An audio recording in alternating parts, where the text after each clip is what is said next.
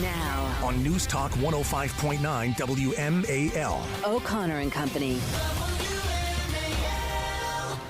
It is 8:06 and we're fired up and ready to go on this Monday morning. Our big 8 o'clock hour is ahead of us, and it's great to be back from vacation. Great to know that the show's in good hands with you, Julie, and with Patrice, and with Andrew Langer. Thanks for filling in, Andrew, while I was gone. I'm back now through the holidays, and it's good to be here because we got plenty to talk about. We got an election in Virginia to win. Let's get going on that. Coming up in 30 minutes, we're going to check in with Christian Toto on the sudden passing of Jimmy Buffett over the weekend and how that sort of resonated with a lot of people. Sad, very sad. Yeah. But great to hear all his music all weekend long, as it just makes you feel good. Julie, it is Labor Day. It is. Happy Labor Day. Happy Labor Day. And we're laboring. Well. Thank you. Laboring away, as well you should. Joining us now is Alfredo Ortiz. He's the president and CEO of the Job Creators Network, and it's good this Labor Day to talk about the jobs numbers that came out on Friday, because I think a lot of people get confused about this. So first of all, Alberto, thanks for joining us. Happy Labor Day. Yeah, no problem. And it's Alfredo, actually, just like the fettuccine.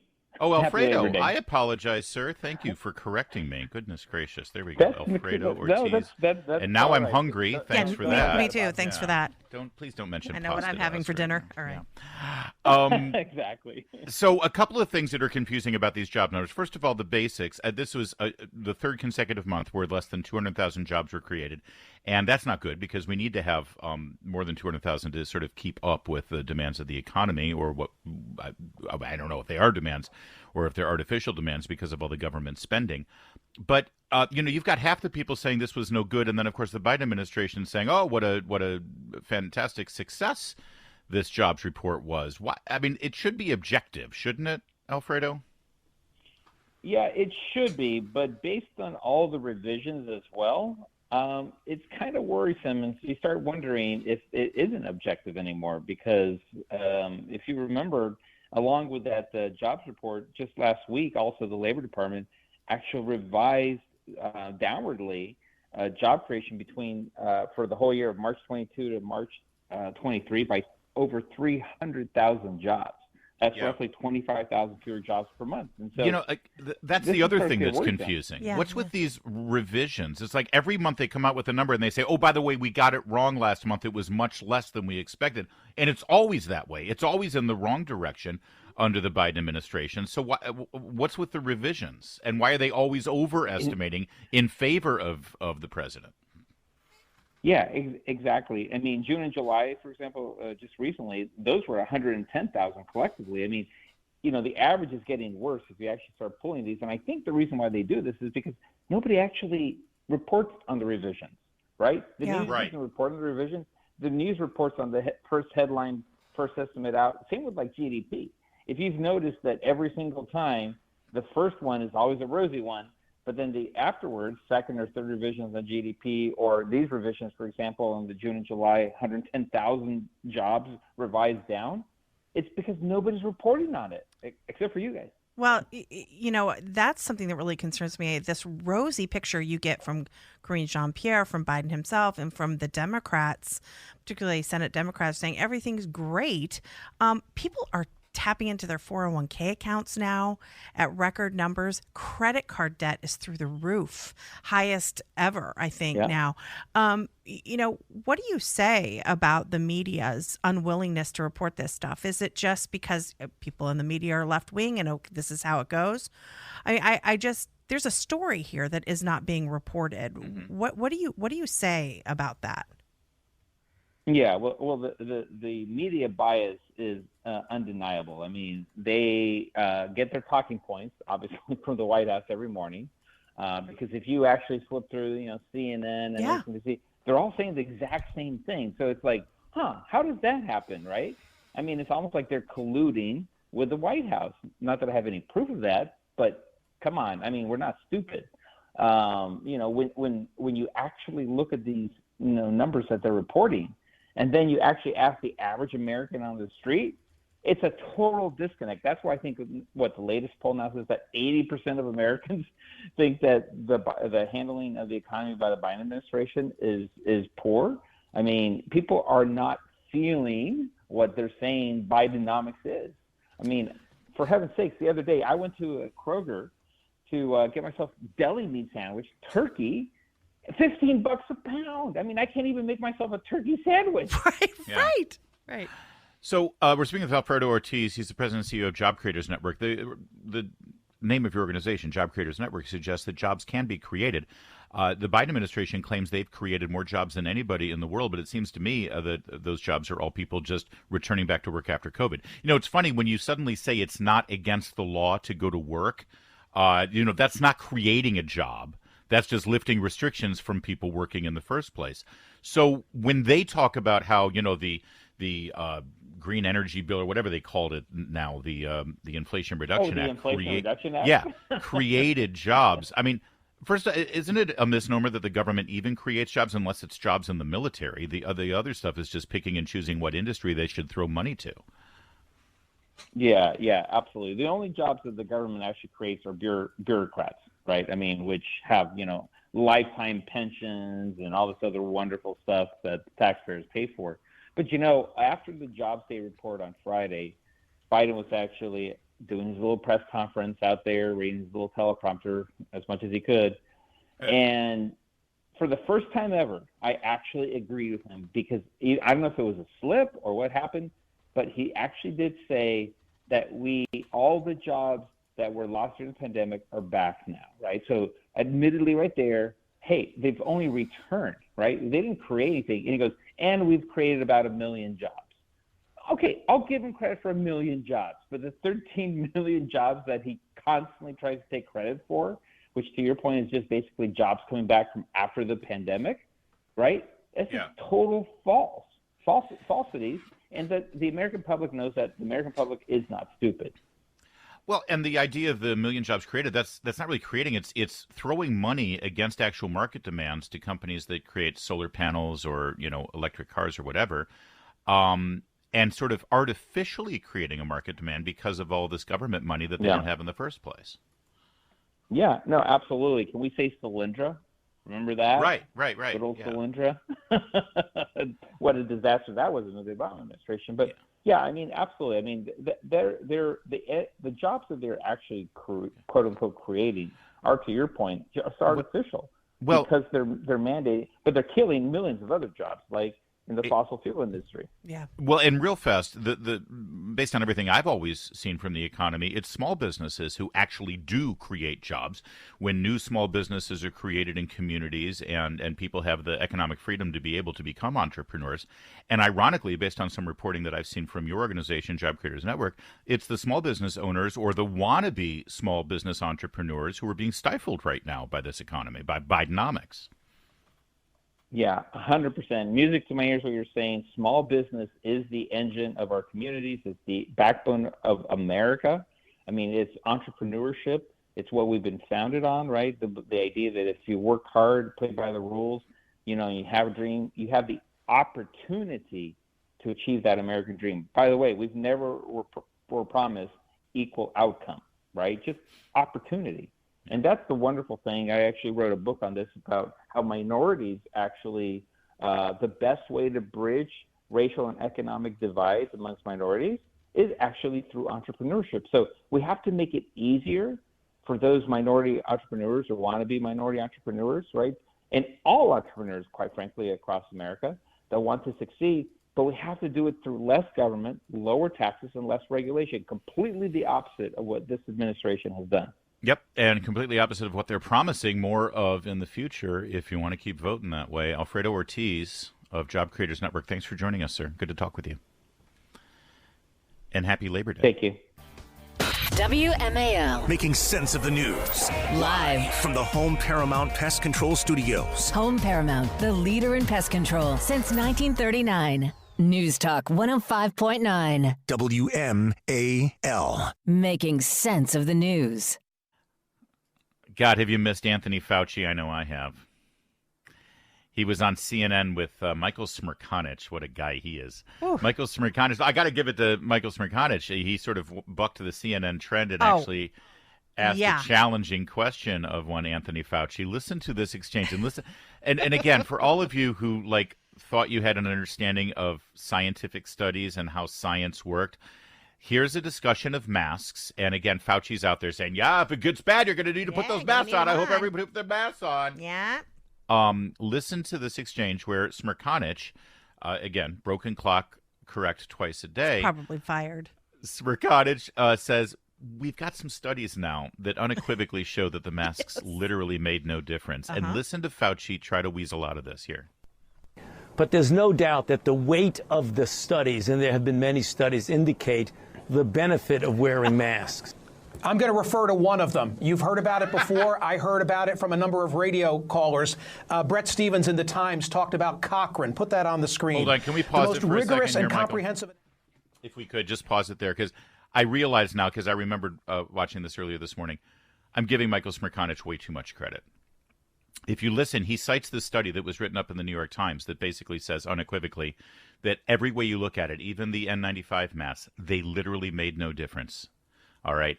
And if you listen to how, so he lays out the data, and then when he asks Fauci about it, he says, how can we deal with this? Yes. It's not Good point. they're right and you're wrong. It Right. was, please help me. It is a framing that we have this inconvenience that we have to deal with first. What can we do to cope with this report? Give us the talking points. So I apologize for Yes. being too generous to Michael Smirkanich. Not fired, still in a job. No, Okay. he's still fine. Right. So listen to him lay it out there, and then listen to how he actually begs Anthony Fauci to help it all make sense so we can all put masks on again. Here, listen.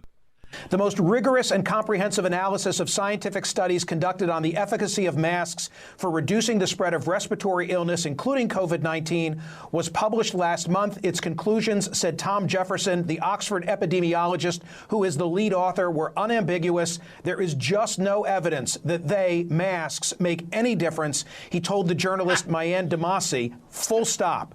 But wait, hold on. What about the N95 masks as opposed to the lower quality surgical or cloth masks? Makes no difference. None of it, he said. Well, what about the studies that initially persuaded policymakers to impose mask mandates? They were convinced by non-randomized studies, flawed observational studies. How do we get beyond that finding of that particular review?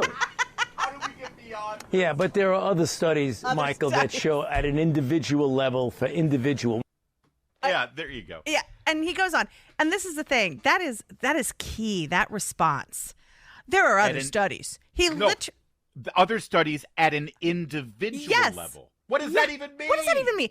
But again, this is how these sciencey smart people do this, where they say you can find a study that says anything. Right. I mean, this is absurd. But yes, I will give him credit, though, for reading that whole section where that doctor said even 95 N95 doesn't work. But someone, and I've been reading all the analysis of Fauci's response, and no one can, because there is no explanation. No. How can you tell me that the studies writ large, because this is all these mask mandate policies are supposed to stop the spread of a virus. Otherwise, why the hell else do you do it? Yeah. Right? There's no other reason to do it. And what he's talking about is because he goes on to say, well, there are individual cases where people who want to protect themselves. First of all, it's nonsense, okay? Because where people want to protect themselves, they put a mask on. It does protect them. That is called like living in la la land. If these people who are sick want to protect themselves, they can put on a mask, but there's no guarantee. I mean, it really doesn't help them. But the studies show, right, Julie, if the masks work on an individual basis, then the masks would work on a global basis. Yes. It's absolute nonsense. But again, I think who he's speaking to there are these people, it's like placebo effect. Right? You take a pill. It's a sugar pill. The doctor tells you, you're going to run a mile because of this pill. You run a mile. You never run a mile before because your brain's, the power of suggestion, that's what Fauci's talking about, which, by the way, he's trying to make it sound like it's. He also said in this appearance that, the CDC never mandate. We can't force anyone to do anything. Oh, I know. We just put out guidance. Right. And of course, we know the lie that is because all of these public schools said, I just have to follow what the CDC following what says. the CDC recommended. Exactly. Yeah. And here we're seeing it working out right now at the University of Michigan, who, by the way, is currently ranked number 2 in the nation in college football and looking to go to the national championship and beat Ohio State the third year in a row. That said, they're lousy when it comes to public health policies. Right now, any student at the University of Michigan testing positive for COVID has to leave their dorms for 5 days and live in the community or a hotel room or a relative's house. That's okay. Explain that to me. This is so cruel. And imagine some of these, look, imagine some of these foreign students who come over here they don't have family living close by. 5 days in a hotel is expensive. Yeah. It's terrible. It's not as expensive as the University of Michigan. Now, On News Talk 105.9 WMAL. O'Connor and Company.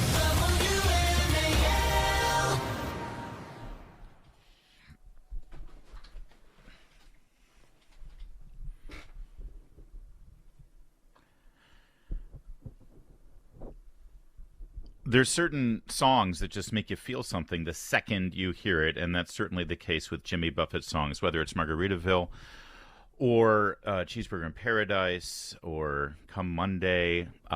It was more than just music. It was a vibe, and it became, well, an industry as Jimmy Buffett learned how to maximize his branding with all the Margaritaville restaurants, bars, resorts. He lived quite the life. And I say it in past tense because this weekend he left us. For 4 years, he was suffering from cancer, didn't really say anything about it publicly, and he passed away. And a lot of people are reflecting on this, including our guest, Christian Toto. He's the host of the Hollywood and Toto podcast and also author of Virtue Bombs, How Hollywood Got Woke and Lost Its Soul. Thanks for joining us, Christian. It's one of those things where it's like you kind of figured Jimmy Buffett would be with us forever. Yeah, I felt that way. I grew up on the East Coast, and his tours were just part of the landscape, part of life, part of the culture. And I never saw it, and I feel very badly about that. But I feel sadly about his death. And there's all the things you mentioned. You said it so well. It was a brand. It was a vibe. It was a feeling. And, so many rock stars, they have groupies, and they trash hotel rooms, and they live debaucherous lives. Jimmy Buffett tried to tell us to chill out and to enjoy. And the work week will end, and you'll have a drink, and you'll relax with friends. And that image was so consistent and so much a part of him. I mean, this year a whole bunch of people saying that he was a good guy, and that it wasn't a phony, wasn't a facade. It was really him. And gosh, how special is that? And how much do we need him today? And how ironic that he's now gone. Yeah, come Monday, it'll be all right. Come Monday, I'll be holding you tight. I mean, that's, I know things are bad. Now, if you think about it, I mentioned this earlier in the program, and it's really weird to think about, but some of his best songs that made you feel good were actually about sad moments in his life. Like Margaritaville is about a breakup, And I think that his lyrics had this magic of being super accessible, but also they were sly. They were trickier than you think. They had more to them than at first blush. You can listen and you catch on. Oh, it's a drink and it's a buzz and it's a holiday and it's the beach and it's closing time and things like that. Mm-hmm. But then you really listen to the lyrics, and I think that's why music is so wonderful. Is because if it's a great song and it has lyrics that are powerful, you can hear it a million times. It just never gets old. And and even just the beginning of Margaritaville, I got verklempt listening to it because obviously it's still a song that we connect to, but now it has a little added meaning, which is a more somber note to it right now. Yeah, Christian, I didn't know he was so private. That's another thing. I didn't know he was sick. I also didn't know he was this. What is he, a billionaire, Larry? I mean, he's billion with a B. I always thought of him as like sitting in a hammock drinking out of a coconut. Kind of. I honestly thought of this guy's probably not that rich, but I mean, my goodness, he tell us a little bit about how he marketed that song and his brand to these different businesses. He was an empire, and he was an empire and a capitalist in a way that I think even a Bernie bro was like, oh, I'm okay with that. He just, because of that brand, that vibe. I mean, he had restaurants, and I think he had retirement villages too with the Margaritaville branding. And again, I think he had just one big song that was Margaritaville as far as the charts go, but he superseded that. But yeah, he built this entire landscape around his image. And and everyone wanted to buy in because it felt something. And it also felt sincere. It didn't feel like he was putting it on, which really does matter. And by the way, my kids are dutifully, they hate daddy's music. And I wanted to play them Margaritaville, which I did a couple days ago. And and I remember thinking, it's not a rock anthem, it's not a ballad, it's in between. But A, it really is even more different than you think. And B, my kids didn't complain. They just listened to it. And I figured they would just, 5 seconds in, oh, Dad, turn this off. Oh, this stinks, Dad. But no, they hung in there with the whole time. I just thought it was interesting as well. Yeah. Meanwhile, and one other thing about Jimmy Buffett, I noticed people of all political stripes enjoyed him and also have pictures with him. He went to, he posed with Republicans and Democrats. I don't know what his politics were. Whatever they were, he kept them to himself, or he was not in your face about it. Can't say the same about Taylor Swift, Christian. I mean, she's making a ton of money on this tour, and God bless her for it. But what's all this virtue signaling with carbon credits? Oh, gosh. I mean, listen, she was aggressively apolitical until about 4 or 5 years ago, maybe. And then all of a sudden, a switch, she flipped the switch, and she became another sort of left-of-center starlet. And, I think that's funny because I would love to discuss politics with her or have a journalist ask her some hard questions, but fair questions. But, I don't know as much about the carbon credits, but I do know that she's got a concert film coming out very soon. And already the pre-sales are through the roof. And I thought, back in the day, there was The Last Waltz and Stop Making Sense. And wouldn't it be cool if Taylor Swift brought back the concert film? And, and I also think it's just more practical. I mean, who can afford those tickets? But if you can't afford the tickets, if you go to a theater and you're seeing it with a whole bunch of Swifties and the music is cranked up loud and it's a big screen, heck, that's the next best thing. I think it's a great thing, honestly. It is, I guess. I mean, listen, she's maximizing what she can with her music right now and maximizing the profit off of it. And I don't want to get in the way. Julie, some of these young women are actually not just young, into like millennial women who are crazy about Taylor Swift. Mm-hmm. You don't want to cross them. I know. They'll cut you. They will. But she purchased more than double the carbon credits needed to offset her tour travel. I guess she was getting criticism that she was making, gajillions of dollars on this tour with, the carbon footprint on that is so devastating. So now she's purchased the credits because she can afford it. And such a grift. It's all such a grift. Yeah. Al Gore celebrates it. And again, that's the kind of thing, if someone asked her some climate questions that were challenging, I think she would pull the Ralph Cramden, humana. No, she wouldn't know what to say. But listen, she's a superstar. She's shielded from tough questions from the press. And she is, what is a phenomenon in music quite equal to her? Obviously, Beatlemania laps it, but I'm trying to think of a recent star. I mean, Garth Brooks had his day and Michael Jackson for sure. But the reaction from people, from the culture, from everyone to her most recent tour, it really is staggering. And I give her credit.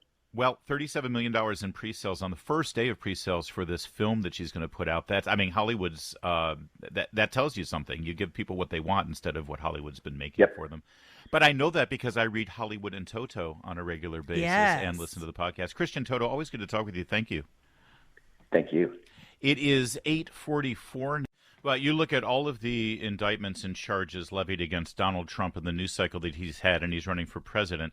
And not only has it helped him, as we've reflected quite a bit here, within the polls for the Republican primary, but it also has helped him head-to-head against Joe Biden. A recent Wall Street Journal poll this weekend showed them tied. Biden and Trump are tied right now nationally, 46% to 46%. Listen to George Stephanopoulos react to it yesterday. It is kind of shocking in a way that despite all of the baggage that Donald Trump carries, he's tied with Joe Biden right now. It's shocking. I mean, what more do we have to do to this guy?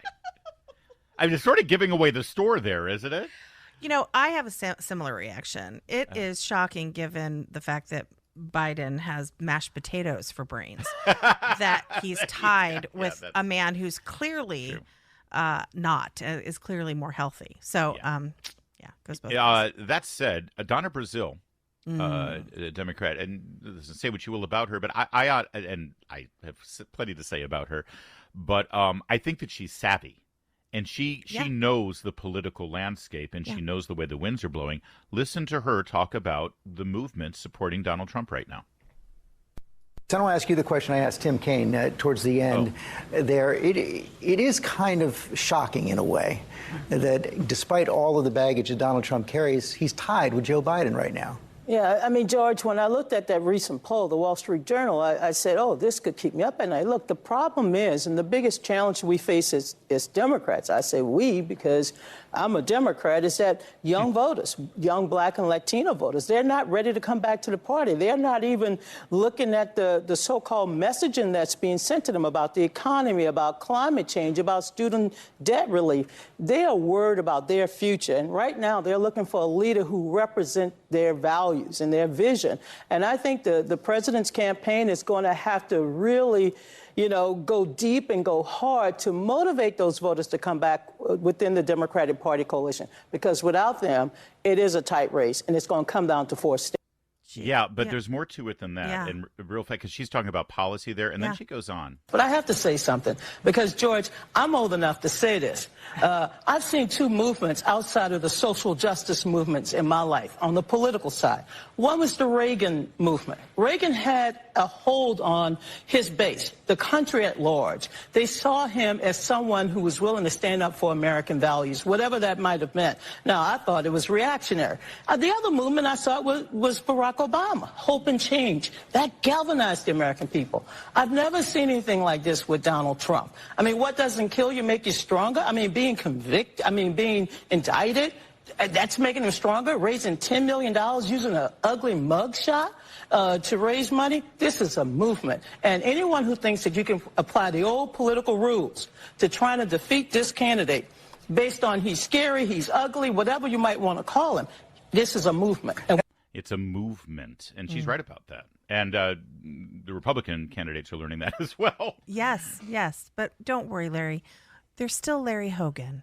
Yeah, don't you love that? Yeah, he's keeping the door open. He is keeping the door open for his no labels run, and apparently he's actually encouraging other Republicans to drop out. Yeah. Oh dear. But back to, I'm sorry, I cut off Donna Brazile. Okay. That is fascinating, and she is not wrong.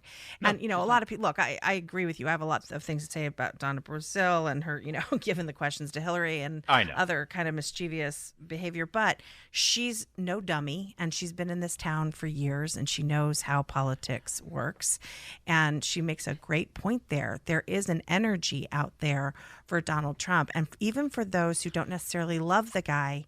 There is this sense of, this is incredibly unfair. This is a witch hunt. Yeah. And that generates so much sympathy for him. One other thing about the Larry Hogan thing, an Emerson poll shows that Trump is beating Biden 44 to 39% right now. That means a lot of undecideds, and maybe that's where Larry Hogan thinks he can jump in and make a difference. He won't. And trust me, there's no one who's saying, I'm going to vote for Trump right now who would change their mind for Larry Hogan. One other thing, though, one piece of polling news that isn't great news for Donald Trump, really, is the post-debate poll. He did lose some for not showing up at the debate. He dropped about 6 points nationally in the Republican polling. That's also from Emerson College. The 3 candidates who benefited the most were Ron DeSantis, Nikki Haley, and Mike Pence. As really? We observed. Yeah, Mike Pence over Vivek Ramaswamy, actually. Interesting. In that poll. But certainly that's the bad news for Trump, that he dropped 6 points. The good news is he's still at 50% right now, absolutely trouncing everyone. It's 8:53. All right, Julie, that's a wrap. We'll be back tomorrow. And again, thanks to Andrew Langer. Great being back from vacation. Yeah, glad you're back. Thank you. Tomorrow, Brent Bozell on how the media is not covering Biden, covering up for him. The Chris Plant Show is next.